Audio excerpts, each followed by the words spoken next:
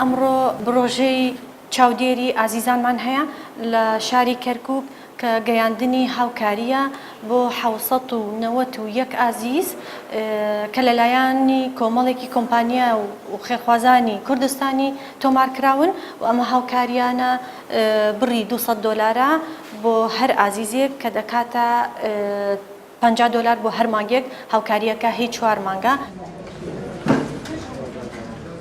دەستگای خێرخوازی بەرزانی لە هەموو بۆنەوە یادەکاندا چالاکی تایبەتی هەیە بۆ ئەم جەژنی ڕەمەزانە بەهۆی مانگی ڕەمەزانەوە و بەهۆی هات نزیکبوونەوەی جەژنی ڕەمەزانەوە هاوکاری مادیدا بەش دەکرێت بەسەر 791 منداڵی ئازیزی سنووری ئۆفیسی کەرکووکمان.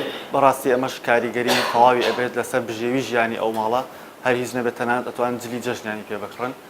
ئەمەش بوژانەوەی بازاڕیشی لەلایەنی ئابووریەوە پێ ئەبوژێتەوە.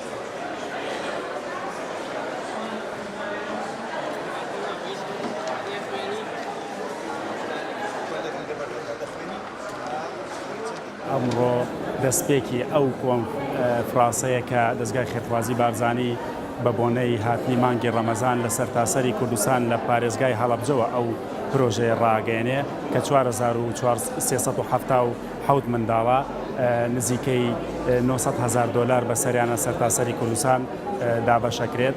ئامانج لە دەستگای خێرخوازی بارزانی لە خزمەتکردنی و منداڵانە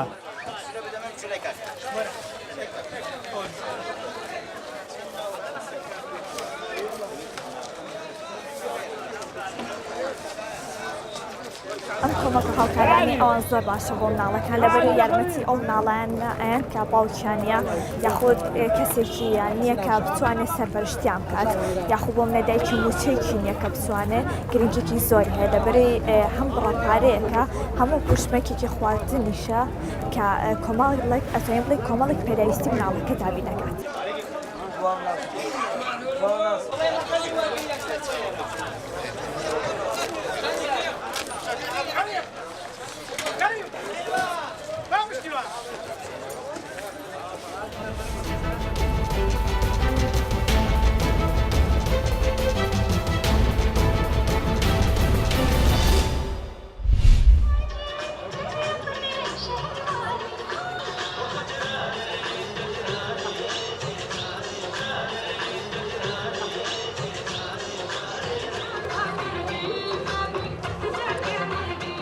Vi håller på att göra Namaste Stockholm.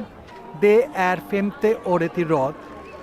Det som berättar, visar olika kulturella evenemang och vi är verkligen glada att se att folk tycker om. Det är indiska ambassaden och Incredible India som håller på att organisera.